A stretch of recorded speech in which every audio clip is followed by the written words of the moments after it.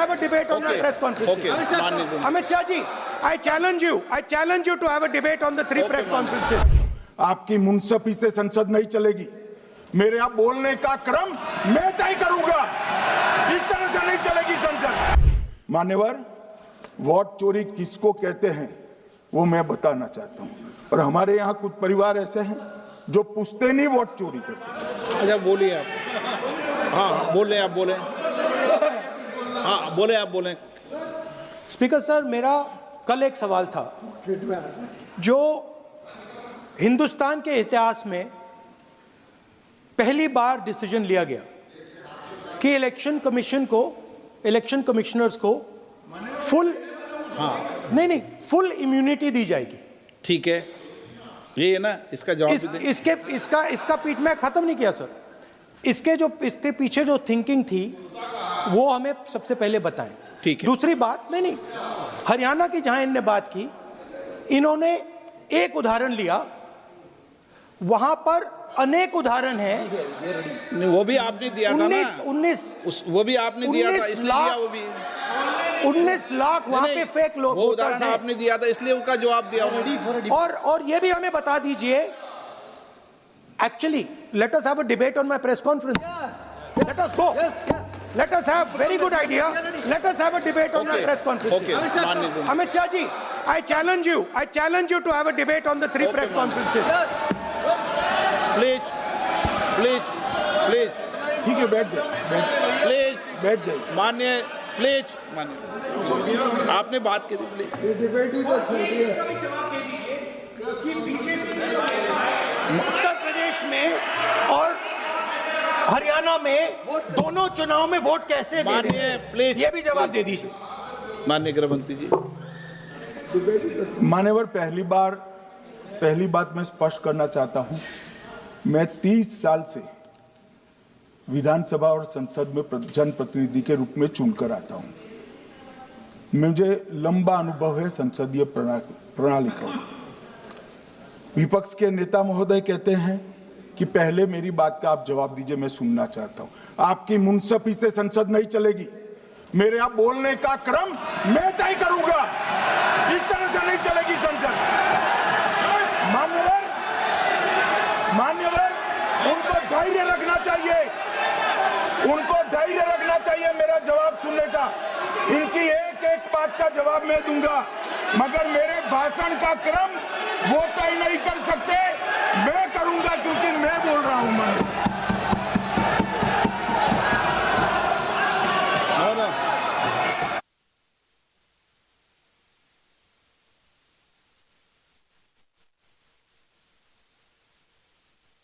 एक मिनट गृह मंत्री जी, एक मिनट गृह मंत्री, क्या गलत बोला उन्होंने यही बोला, आपने जो बात उठाई है मुझे कब बोलना है मैं तय करूंगा, यही बोला ना।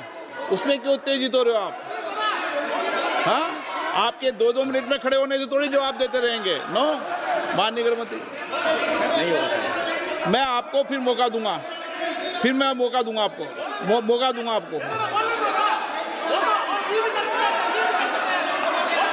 हाँ बोलिए, बोलिए सर। ये बोलिए। आपने अगर अमित शाह जी का रिस्पांस देखा तो ये कंप्लीटली डिफेंसिव रिस्पांस है, ये घबराया हुआ रिस्पांस है, ये डरा हुआ रिस्पांस है। अब सुनिए पूरी बात, प्लीज मानिए। नो, सच्चा रिस्पांस नहीं है। माननीय गृह मंत्री जी। मान्यवर, आपके चेहरे पर बैठो। मान्यवर, आपके चेहरे पर चिंता की लकीरें मैं देख रहा हूं कि मैं क्या बोलूंगा। मैं उनके उकसावे में नहीं आऊंगा, मैं मेरे विषय पर बोलूंगा।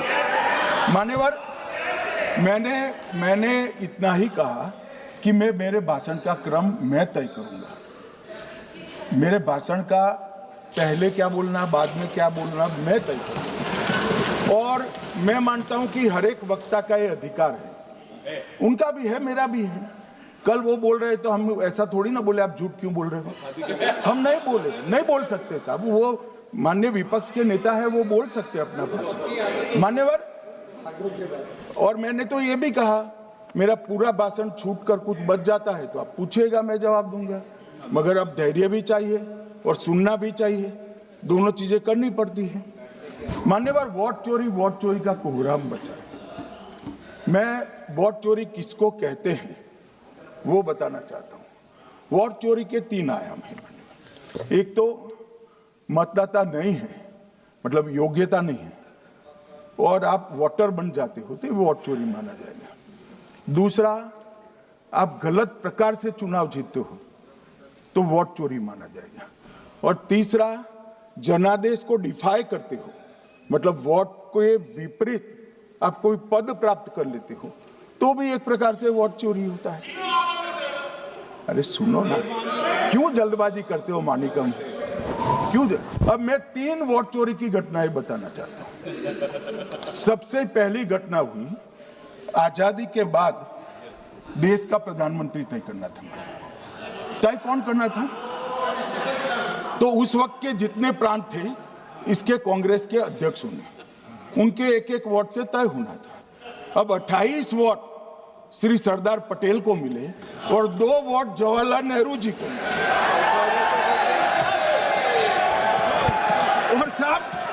और साहब प्रधानमंत्री जवाहरलाल जी बने।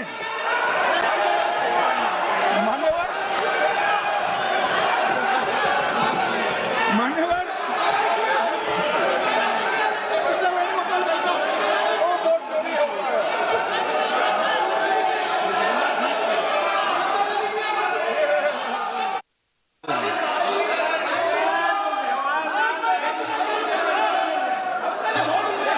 प्लीज, माननीय गृह मंत्री जी,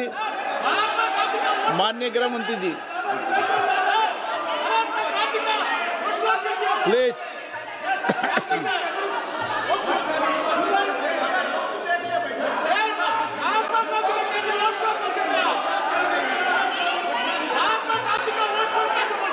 बैठो बैठिए माने, प्लीज।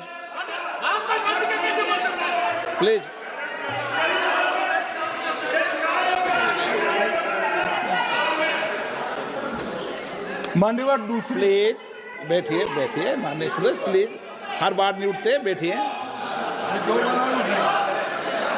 मान्यवर, दूसरे प्रकार की वोट चोरी और नैतिक तरीके से चुनाव जीतना, ऐसी वोट चोरी भी भूतकाल में एक बार हुई थी। श्रीमती इंदिरा गांधी रायबरेली से चुनी गई। इलाहाबाद हाईकोर्ट में श्री राजनारायण पहुंचे कि चुनाव नियमों के अनुसार नहीं हुआ।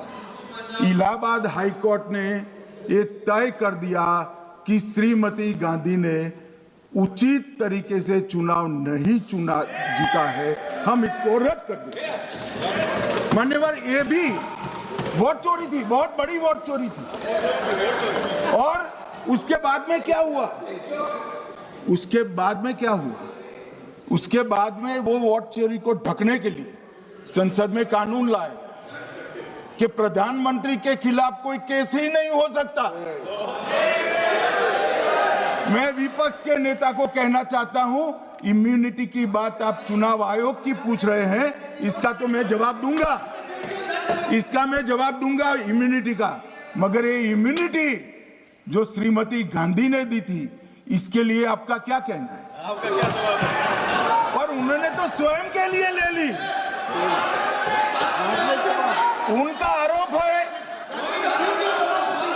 प्लीज, ऐसे नहीं चलता मान्यवर। आप जब बोले, जब 5-5 मिनट उठेंगे क्या? ये मान्यवर, उनका आरोप है। आप भी बोले। नो, गलत। 1-1 मिनट में सदस्य नहीं उठेगा ना। मान्यवर, उनका आरोप है कि सरकार ने बनाया तो लोकतंत्र ने बनाया, तो जो समय का केस था वो बताया है, आगे का तो बताया। मोदी जी को भी सब लोगों ने प्रधानमंत्री बनाया है भाई, आपकी कृपा से नहीं बने हैं।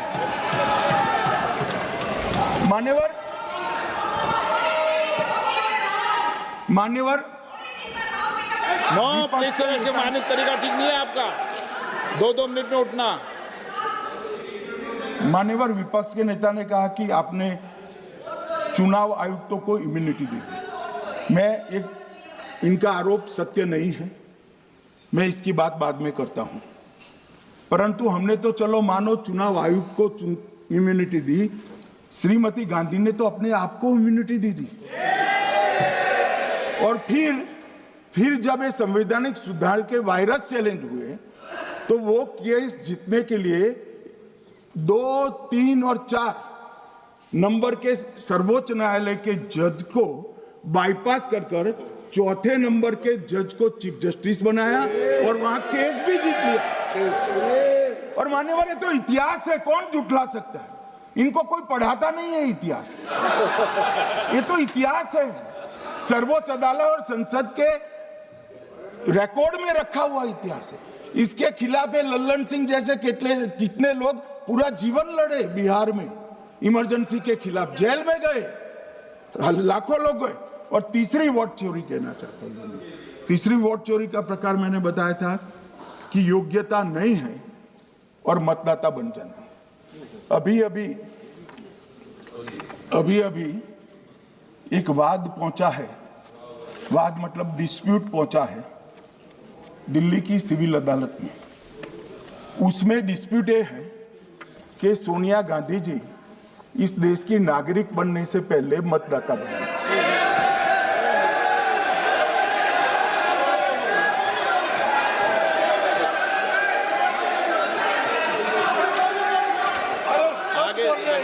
आगे सुनो, बोल क्या रहे, पूरी बात तो सुनो।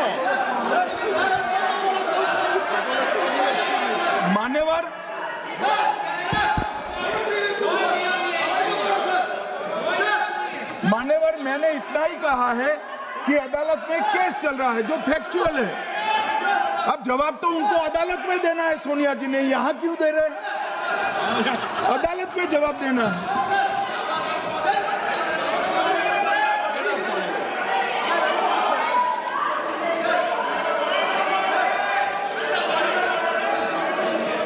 बीच के भाषण में पॉइंट ऑफ ऑर्डर नहीं होता।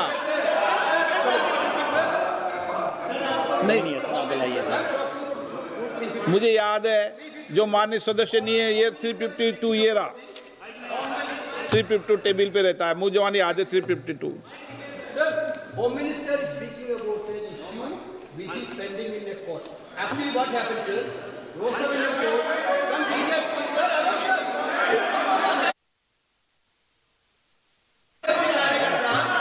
filed a case on Madam Sonia Gandhi's voting on that 80. Sir, that Ross Avenue court dismissed that case without, there is no substance in that case. After that, the same person given an appeal. Gandhi not even voted in that election. I am challenging Home Minister. Okay. Sonia Gandhi not even voted that election. Can you prove it? Can you prove it? Sir, misleading statement a Home Minister doing. Sir, you are. What is this, sir? एक minute please दादा, एक minute please. No, बैठिए। No मान्य please. देखिए मान्य सदस्य, 2 दिन से मैं चर्चा को सुन रहा हूं और 352 आपने भी पढ़ा है, मैंने भी पढ़ा है, ठीक है ना। कई बार इधर से भी उधर से भी इस विषय को कई बार बोला गया है। जब डिबेट चलती है उसके संदर्भ में कई विषयों को बोला जाता है, ठीक है ना। और इसीलिए सुनिए बात, माननीय गृह मंत्री जी ने, आपने आधी बात सुनकर हर 2-2 मिनट में उठने लगोगे, ऐसे चर्चा नहीं होती। आप उनकी पूरी बात को सुनिए, क्या संदर्भ था, उन्होंने कोई फैसला नहीं दिया है, उन्होंने एक जानकारी जो आई है वो जानकारी सदन के पटल पे रखी है। अब मुझे सुनिए तो, अब आपने एक मुद्दा खड़ा किया, मुझे जवाब तो देने दीजिए।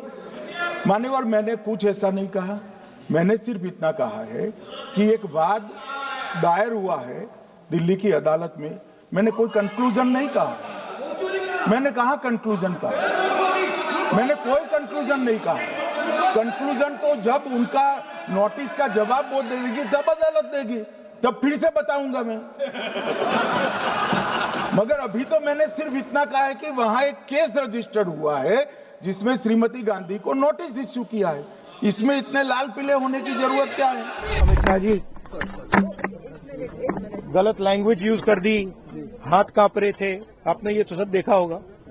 तो गलत लैंग्वेज यूज की, मेंटली बहुत प्रेशर में है, दबाव में है। वो देखा कल पार्लियामेंट में, पूरे देश ने देखा। और जो मैंने बातें बोली हैं उसके बारे में उन्होंने कोई मतलब बात तो नहीं बोली, प्रूफ नहीं दिया।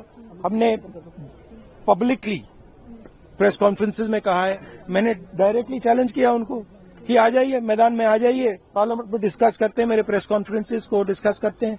कोई जवाब नहीं मिला। तो रियलिटी तो आप जानते हो।